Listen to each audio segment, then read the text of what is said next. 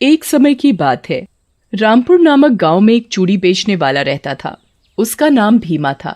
उसके परिवार में उसकी पत्नी कुसुम और उनके 2 बच्चे माया और मुकुल रहते थे। भीमा और कुसुम दोनों मिलकर चूड़ियां बनाया करते थे।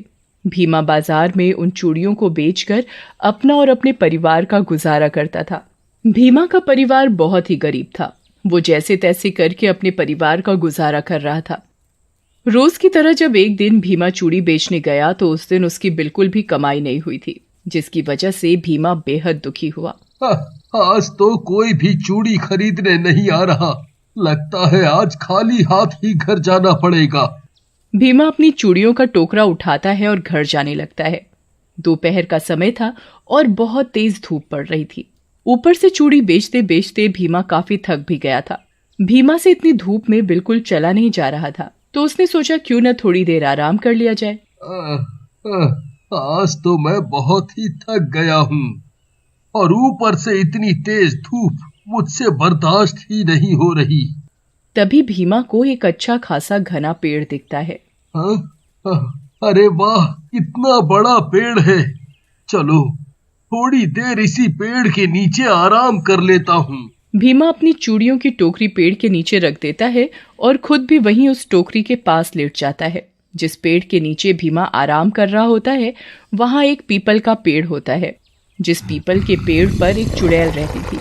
वो चुड़ैल बेहद डरावनी और भयानक थी। भीमा लेटे लेटे बस ऊपर देखता रहता है। आज तो मेरी बिल्कुल भी कमाई नहीं हुई। मैं घर जाकर कुसुम को पैसे कहाँ से दूंगा? वो तो बहुत नाराज होगी, पर मैं भी क्या करूं? अभी कोई त्योहार भी तो नहीं आ रहा जो औरतें चूड़ियां खरीदने आए। अब तो जब तक कोई त्योहार नहीं आता तब तक ऐसे ही रहने वाला है। समझ नहीं आ रहा मैं घर का खर्च कैसे चलाऊंगा। भीमा के मन में बस यही सब बातें चल रही होती हैं और तभी वहां ठंडी ठंडी हवा चलने लगती है। भीमा की आंख कब लग जाती है उसे पता ही नहीं चलता और वो गहरी नींद में सो जाता है। पीपल के पेड़ पर बैठी हुई चुड़ैल भीमा की सारी बातें सुन रही होती है। वो भीमा को बड़े प्यार से देख रही होती है और उसे भीमा पर बहुत दया आती है।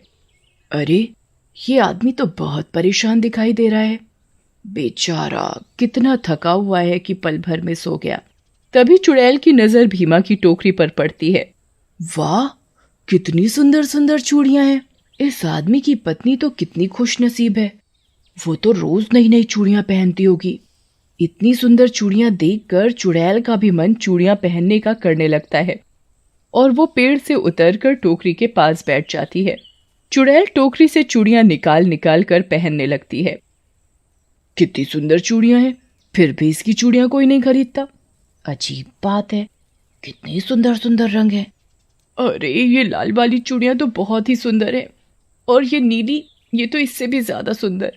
समझ ही नहीं आ रहा कि कौन सी सबसे सुंदर है। क्यों ना मैं एक काम करूं, मैं इस आदमी के साथ इसके घर ही चली जाती हूँ। मैं अपने जादू से इससे भी सुंदर सुंदर चूड़ियां बना दूंगी कि कोई भी लिए बिना नहीं रह पाएगा और फिर मुझे रोज अलग अलग और सुंदर सुंदर चूड़ियां पहनने को मिल जाएंगी।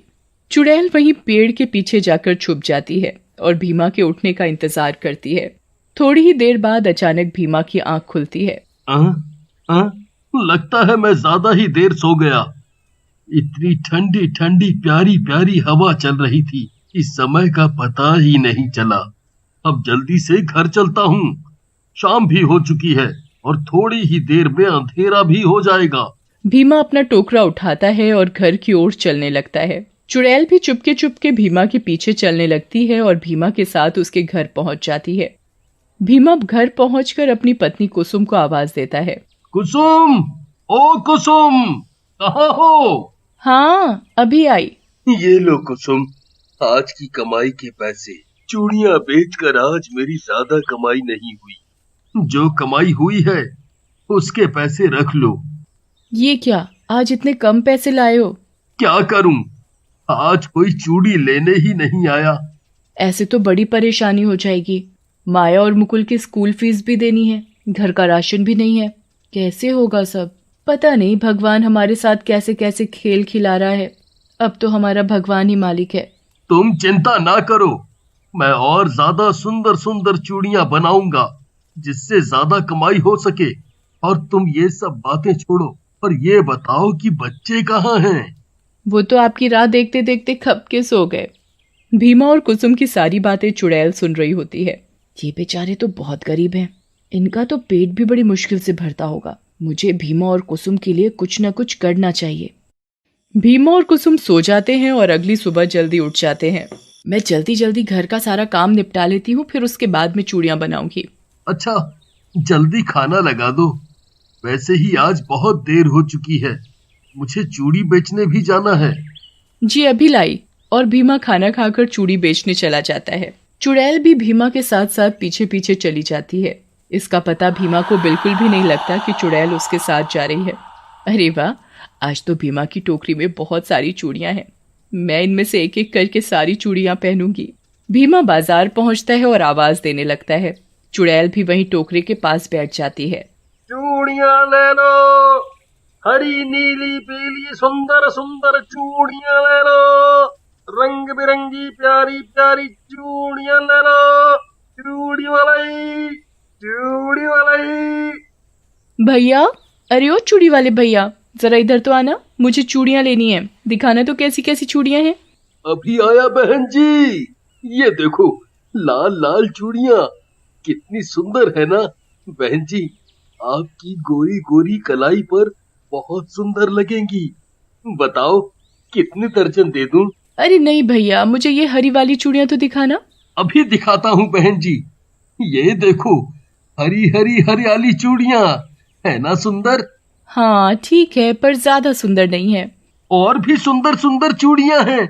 आप ये नीली वाली ले लो, आपकी गोरे गोरे हाथों में बहुत ही सुंदर लगेंगी। नहीं नहीं, मुझे ये हरी वाली दे दो। भैया आप ना थोड़ी और अच्छी चूड़ियां लाए करो जो देखते ही पसंद आ जाए। जी बहन जी। अच्छा, ये लीजिए आपकी चूड़ियां। कितने पैसे हुए? जी 50 रुपए। औरत भीमा को पैसे देती है। मैं अच्छी अच्छी चूड़ियां कैसे बनाऊं? सब लोग डिजाइन वाली चूड़ियां मांगने लगे हैं। अच्छा, तो अब सबको और सुंदर चूड़ियां चाहिए।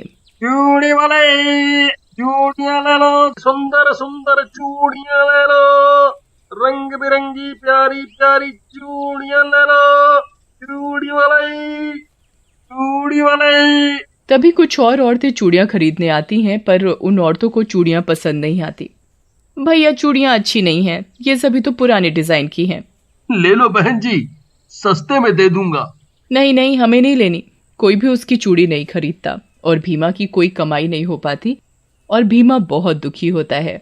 मैं कुसुम को आज भी ज्यादा पैसे नहीं दे पाऊंगा। राम जी, कुछ तो करो, कुछ तो करो। शाम हो जाती है और भीमा अपने घर की ओर चल देता है और घर पहुंचकर कुसुम को आवाज देता है। कुसुम, कुसुम। अरे बाबा, आ रही हूँ, इतना शोर क्यों मचा रहे हो? ये लो आज की कमाई। ये क्या, आज तो पहले से भी कम पैसे हैं, ऐसे कब तक चलेगा? तभी बच्चे शोर मचाते हुए आ जाते हैं। पापा आ गए, पापा आ गए, पापा हमारे लिए आज क्या लाए? ओहो, मैं तो आज तुम्हारे खिलौने लाना तो भूल ही गया। कल पक्का लेकर आऊंगा। यूं ही बच्चों से तुम कब तक झूठ बोलते रहोगे? कम से कम तुम बच्चों के आगे तो कुछ मत बोलो। मैं और सुंदर सुंदर चूड़ियां बनाऊंगा, सब कुछ सही हो जाएगा। हाँ, सब कुछ सही हो जाएगा। चुड़ैल भीमा और कुसुम की सारी बातें सुन रही थी। क्यों ना मैं सुंदर सुंदर चूड़ियां बना दूं जिससे भीमा, कुसुम और बच्चों को पैसों की दिक्कत ना हो सके। ये काम मैं आधी रात में ही कर दूंगी, तब सभी लोग गहरी नींद में भी सोए हुए होंगे और किसी को पता भी नहीं चलेगा कि ये चूड़ियां मैंने बनाई हैं। आधी रात में चुड़ैल बहुत ही सुंदर सुंदर चूड़ियां बनाने लगती है और वो बहुत ही सुंदर चूड़ियां बनाकर चुपचाप रख देती है। अगली सुबह कुसुम उठती है तो हैरान हो जाती है। अरे वाह, इतनी सुंदर चूड़ियां, ये तो बहुत ही खूबसूरत हैं। लगता है रात में ये चूड़ियां इन्होंने बनाई हैं। अब तो पक्का ये चूड़ियां सब औरतें खरीदेंगी। चलो, मैं इसे कपड़े से ढक देती हूँ वरना गंदी हो जाएंगी। कुसुम को लगता है कि चूड़ियां भीमा ने बनाई है। अरे कुसुम, जल्दी से खाना लगा दो, फिर मुझे चूड़ियां बेचने भी जाना है। अभी लाई। भीमा चूड़ियां बेचने निकल जाता है और चुड़ैल भी भीमा के पीछे पीछे निकल पड़ती है। बाजार पहुंचकर भीमा अपना टोकरा सर से नीचे रखता है और टोकरे के ऊपर से कपड़ा हटाता है। अरे, आज तो कुसुम ने बड़ी सुंदर सुंदर चूड़ियां बनाई हैं। भीमा को लगता है कि चूड़ियां कुसुम ने बनाई हैं। भीमा को लग रहा है कि ये चूड़ियां उसकी पत्नी कुसुम ने बनाई है और कुसुम को लगता है कि चूड़ियां भीमा ने बनाई है। पर ये चूड़ियां तो मैंने बनाई है। चूड़ियां ले लो, हरी नीली पीली सुंदर सुंदर चूड़ियां ले लो, चूड़ी वाली।